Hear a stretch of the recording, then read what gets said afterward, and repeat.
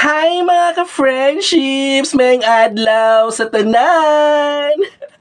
Pagpasensyahan nyo na mga ka-friendships ha, kung isa ako sa nag-notify sa'yo ngayon mga ka-friendships sa notifications ninyo.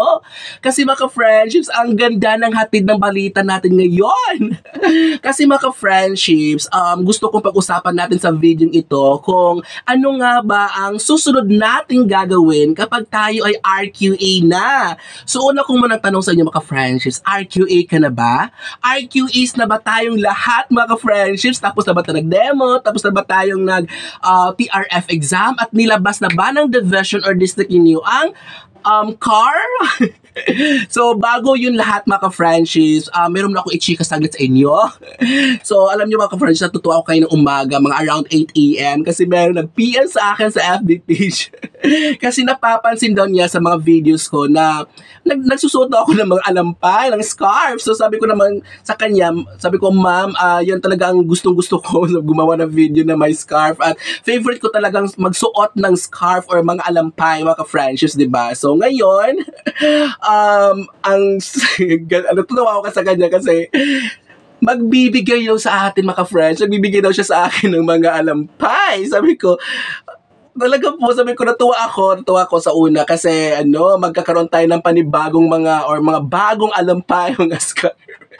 Kasi totoo lang talaga mga friends, tatlo lang talaga ang ang mga scarves or alampay. Actually, 4 to kasi alam ko last December may nagregalo sa akin na estudyante ko ng scarf or lampay. Tapos, hindi ko na matandaan kung saan ko nilagay. Inahanap ko siya kung saan ko binigay ko ba, naregalo ko din sa iba. Kasi mga friends, kasi super dami na akong mga gamit na. Kasi alam nyo naman, kapag private school, di ba, super dami tayong marireceive na gifts tuwing December, di ba, halos lahat sila nagbibigay. So, ang mga iba doon, actually, gusto ko, pero ayoko din magtambay lang yung mga gamit ko. Kaya niregalo ko din siya sa iba. Kasi, para din, makatulong din tayo sa iba, mga friends, di ba? Hindi dahil binigay mo, hindi mo na gusto yung gifts. Kundi binigay mo dahil gusto mo makatulong din sa iba. Yun yung idea ng mga friendships. So, ito lang talaga ang scarf ko or alampay. And then, ito yung pangalawa. And ito yung pangatlo. So, ito yung madalas yung makikita sa mga videos natin. At saka ito, and then minsan ito. So, kapag bibigyan tayo ni ma'am, hintayin natin kasi binigay ko na yung address, yung real name, at saka CP number kasi hinihingi niya. So, kapag dumating na yun sa atin yung item, so isa-shoutout natin si ma'am sa natin unboxing kasi gawa natin ng video yon. Hindi tayo mapayag nung kung hindi natin ma-shoutout. Pasasalamat yung kay ma'am. So, ngayon, yun yung chika ko sa inyo, Char. Hindi ka pala. Dito mga friendships, sa natin, kapag tayo ay RQA na, di ba, after natin mag-demo, after natin mag-take ng TRF exam, maghintay tayo ng 15 to 20 days na ma-release yung or ma-post yung CAR. Ibig sabihin ng CAR, mga ka-friendships, yan po yung comparative assessment results for teacher applicants in the LM or in the junior high or senior high. So kapag ma-release na yun, tingnan natin agad kung pasok ba tayo sa RQA or sa listahan, nandun ba pangalan natin. So, pinopost nila gamit lang yung applicant code kasi mayroon tayong mga code binigay sa atin. So, from the start, alam na natin yung code natin, memorize natin yon. Huwag natin kakalimutan kasi hindi po pangalan ang nilagay sa CAR. So, kapag pag nandun na tayo, nasa list na tayo, RQA na tayo, at saka kayang-kaya naman natin. Alam kong lahat tayo, mga friends, ay nakapasok sa RQA. Kasi 50 points lang naman ang cut-off. Ang dali lang yung kukunin. Ang panglaban lang natin doon ay yung demo at saka yung TRF natin. Kasi pag i-plus yung 60 points, agad-agad pasok ka na doon sa auto pasok ka na sa RQA, diba? So kapag na-release na yung CAR, so mula sa day na yan, yung nag-post yung division or district, magbibilang ulit tayo, maghihintay ulit tayo ng 5 to 10 days. Saan tayo mag-abang? Hindi ka sa pinto, hindi ka sa kalsada, mag-aabang. Mag-aabang po kayo sa email ninyo. Opo, doon po tayo mag-aabang kasi po, nagme-message or nag-email po sila sa atin within that duration ng 5 to 10 days ng nagsisend sila ng form. Ang tawag nun ay BI or Background Investigation. Inuuna po nila, sa first batch po nila mga friendships, inuuna po nila yung top 10. Yan po yung pagpili, top 10 po. Kaya yan po yung pinaka-importante kapag nasa rank tayo, rank list tayo, top 10. Yan po inuuna. Okay. So, depende din kapag may item madami. Kapag super daming item, madami-daming i-message nila. So, kaya depende din sa available na item or plantilla. So, ngayon, sir, alam kong tanong ninyo ay, Sir Jun, i-apply ba nila ang localization? My answer is yes. Yes. Kasi, hindi po nila iba-background investigation muna ang isang applicant kahit rank 1 po kayo kapag nakitaan niya ng yung address na nilagay ninyo sa application, letter of intent, sa PDS ninyo, lahat. Kapag ang sinabi mong address mo ay hindi ka taga dyan na lugar or division, hindi ka sakop na barangay sa mga barangay na yan sa munisipalidad na yan, lalaktawan ka muna saglit. Kasi uunahin mo na yung taga doon. Kaya ngayon, hindi ka muna i-BBI kasi masasayang lang yun hindi saka ka i-BBI, iba-background investigate kung sakaling ubos na yung sa kanila. So ngayon, kapag may nagtanong sa akin pala yung yung pangatlong video bago ito, nag-post ako kung anong gagawin or anong ilalagay sa character references. May nagtanong doon kasi binanggit ko nga localization din doon. Sabi niya sa comment section, nakalimutan lang yung name niya. Sabi niya, what if Sir Jun kung 3 or 4 po yung applicants na taga dyan na barangay tapos yung available na item doon din na school malapit, yung sakop sa barangay na yon. Kasi ganito mga friends, kapag nasa RQA tayo tapos i-apply yung localization, maunahin ka taga doon. Tapos, paano naman kung isa lang item available sa school na yan, tapos 4 po yung nag-a-apply doon sa barangay na yung school na yon, doon malapit, kasi ang pinakamalapit ng ilalagay, assign. Ang titignan po dyan ay yung rank. Kung sino po yung nauunang rank sa rank list, kung yung 3 ay nasa below 30, pero yung isa ay nasa mga 20 plus na rank, of course, yung sino yung nauna, siya yung bibigyan ng plantilla. Sa kanya yung item na yun, maka-friendship. Kapag 4 or 5, rank list pa din ang susundin. Kaya nga nire-rank kasi yun ang una titingnan para walang agawan, walang silipan. So, ngayon maka-friendships, nagsisend sila ng form sa'yo. Kaya mag-aabang ka sa email within 5 to 10 days after mailabas ang CAR or Comparative Assessment Results for Junior High, Senior, and LM.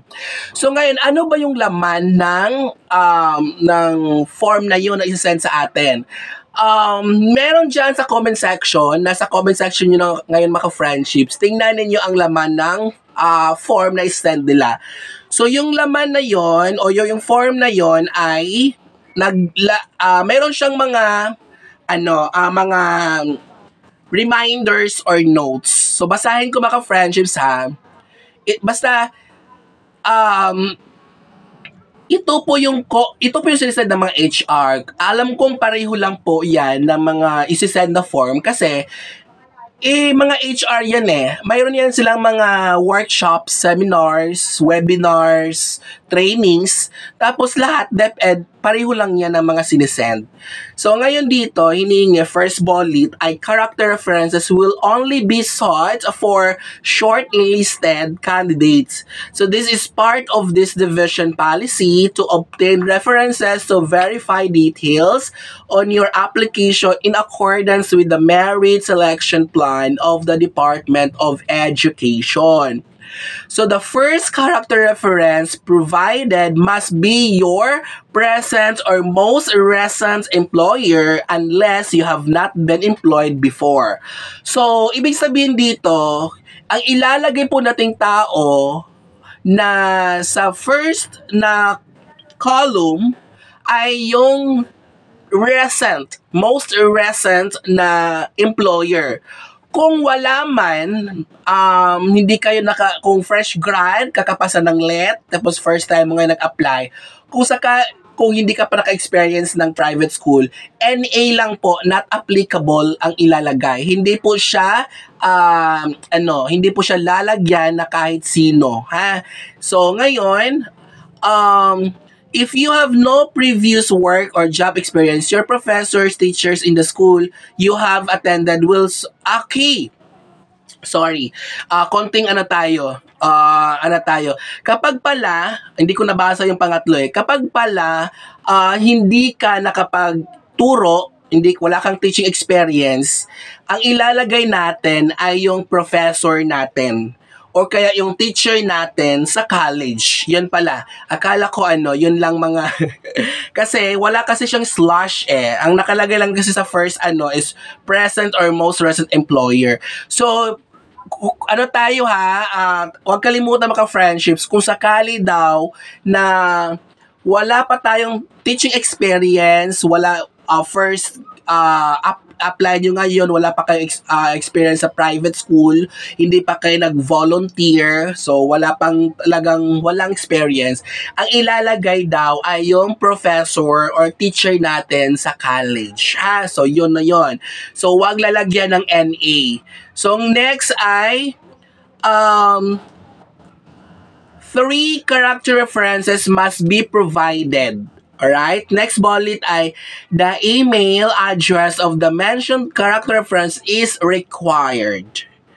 Please do not name relatives or friends as your character references. Bawal yun. Okay, so kung sakaling walang lahat, so lagyan lang NA. So ang hirap naman kung wala kang mga kakilalang teacher. So talagang lagyan natin ha, kasi malaking tulong to.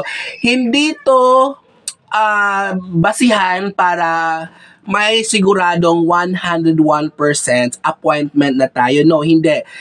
Part to siya ng process for hiring, ha? So tatlo. Ang hinihingi po sa tatlong character references ay yung name nila, yung kompletong name, yung job position, o yung kung employer man, so yun sila. Sa akin kasi, mga, mga madre, so mga sisters, lahat ang nagmamanage. So sa cashier, sister sa registrar, superior, administrator. So, lay lang po ang principal nun. So, sa amin sa school namin. So, ngayon, lagay po kung anong position. Office and department, lagay, tel number, telephone or CP number, and then email address, dapat po yung mga active. Ang talagang ma-advise ko dito ang ilalagay po talaga natin yung mabilis mag-reply. Kasi kailangan agad ng HR ang reply ng tatlong persons na to, tatlong character references na nilagay natin. Sa case ko kasi, hindi naabutan ng ilang hours, tapos agad ako kasi mga ka-friendships, tulog yung namin, pusa naman ito. Mga ka-friendships, close ko kasi yung namin, yung school registrar, superior, yung cashier, kaya ang bilis na kompleto ko yung forms. Kasi mga friendships, sa akin kasi sa case, I do not know sa iba kung nagko-confirm. Sa akin kasi, sa case ko, nagko-confirm ang HR sa akin kung okay na ba ang tatlong character references ko. Kasi may sinisend silang form doon sa tatlong persons na nilagay mo na dapat nilang ma-fill upan at makompleto at maibalik sa HR yung form na yon. At yun nga, bago yon, sasabihin ko, don't worry sasabihin ko yung mga yung form na yon. Dito pala, after mo na yon, meron ditong declaration statement. Ay, tulad nito, I hereby certify that all information above are true and correct. I understand that providing false or misleading information could affect my application and further grant the Division of City Schools Ay! Manila. Nabanggit ko tuloy. Oo, sa ano to. Basta doon to division. Kung narinig mo, then hindi ko na ulitin. My consent for the data supplied to be used for the purposes of the recruitment, so selection and placement of personnel of the department. Yan. Pulang-pula pa lips natin. And then, meron siyang space for signature of applicant, then meron ding date. So, mga ka-friendships, kapag matapos mo to, please send agad kasi kailangan nila ASAP. Binibigyan lang po tayo ng 1 day, yes. Kasi sa amin, sa batch namin, sinend siya ng June 19, ibalik siya not later than June 20. So, ibig sabihin, 1 day lang yon. Pero, basta may kwento sa part ko. Alright, so ngayon, mga ka-friendships,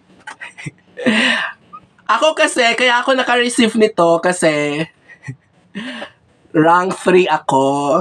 Yes, top 3 po ako, rank 3 po ako sa division na in-applyan ko. Kasi nga, basta yun ang ano ko sa results. And I'm very happy na binigay ni Jesus Christ yung hiniling ko talaga na actually, ang hiling ko lang talaga ay makapasok sa RQA. At hindi ko talaga inaasahan din, hindi ko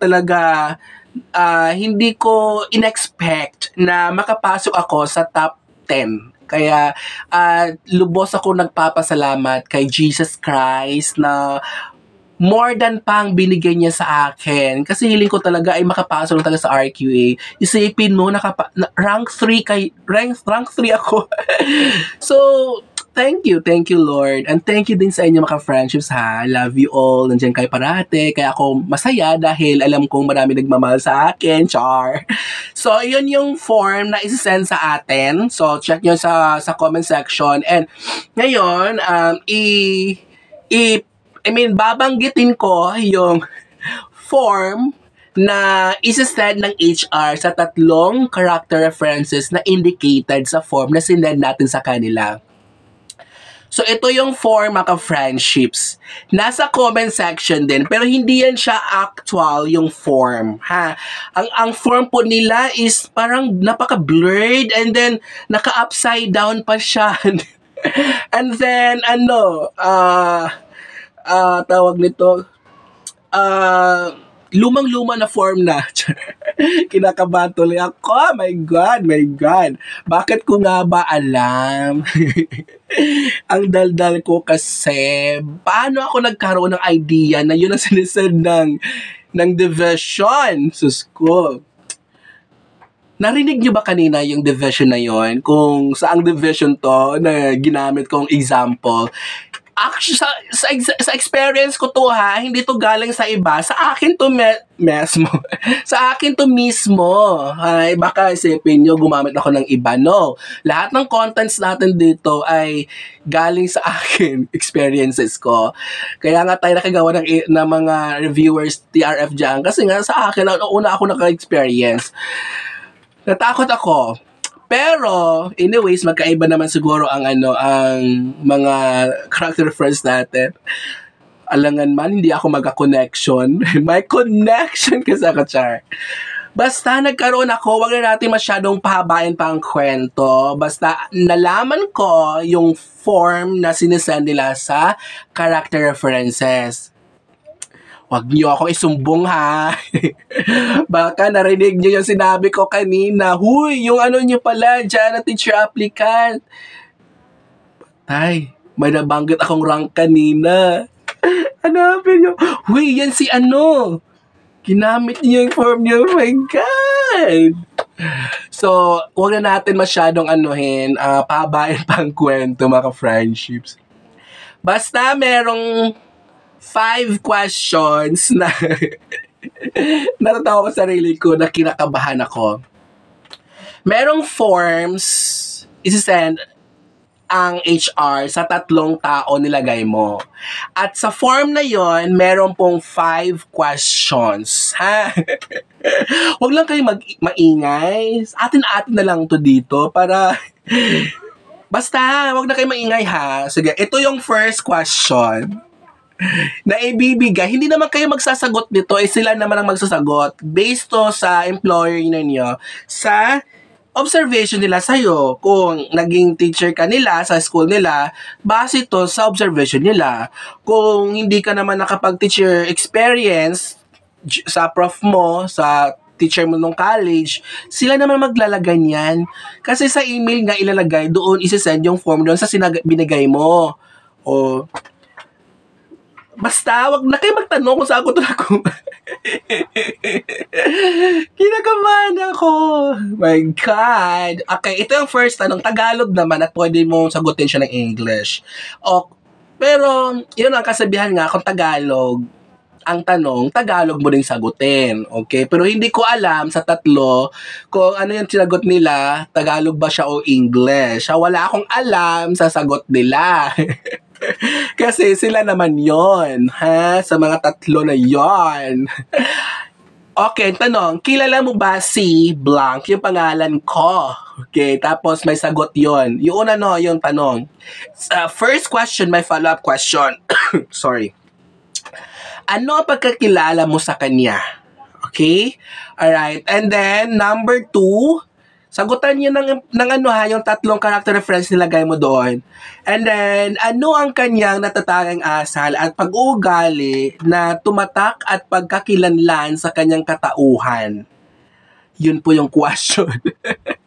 Isang question lang sa number 2, wala na siyang follow-up question. Number 3, mayroon ka bang nalalamang sitwasyong kinasangkutan ng kanyang pagkatao sa loob o sa labas ng paaralan? At ang follow-up, ano ito at bakit? Okay? So, number 4 question, mayroon siyang follow-up question din. Kung pagbibigyan ka ng i-rate ang kanyang pagkatao batay sa pagtupad ng tungkulin at pagkikisalamuha sa kapwa katrabaho, ilan ang ibibigay mo sa kanya mula sa sukatang 1 hanggang 10? At bakit? Huling katanungan. Oh my God! Kinakabahan ako dito. Wag niyo ako isusumbong, ha? Kung magkakaroon ka ng pagkakataon o pag maging matalik mo siyang kaibigan, anong mahahalagang bagay ang gagawin mo o maipamahagi mo para sa kanyang kapakanan at bakit? O yun. So, yun yung sasagutang questions ng 3 references. Pare-pareho lang yan lahat ng diversion sa... Alam ko, ito din nilagay nila sa character references ng mga 3 ibibigay mo. So, yun na. Paano ako magpapaalam? Ewan ko ba sa content na to, bakit nga ba na nabigkas ko yung kanina. So, yun lang at sana may natutunan kayo ditong sa content na to. Ewan ko. Ihanda nyo sarili nyo, ha. Magdasal kayo na masendan kayo sa HR ng email ng form for background investigation. Kasi kapag kaganon mga friends, ibig sabihin malapit-lapit ka na sa appointment. Pero hindi yun ibig sabihin sure ka na. Pero at least, na background check ka na background investigate ka na. So yun yung kagandahan doon. So ibig sabihin napansin ka ng diversion. So yun lang and thank you so much sa hanggang dito sa panonood niyo kasi naka 24 minutes tayo plus. So, thank you and thank you sa suporta, pagmamahal at panunod sa mga videos natin. At happy 20k subscribers! Ang saya ko mga ka-friendships. Ang saya-saya ko sobra.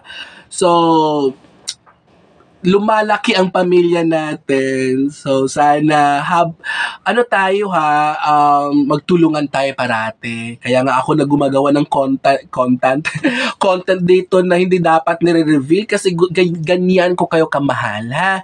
Thank you so much and thank you. See you sa next video!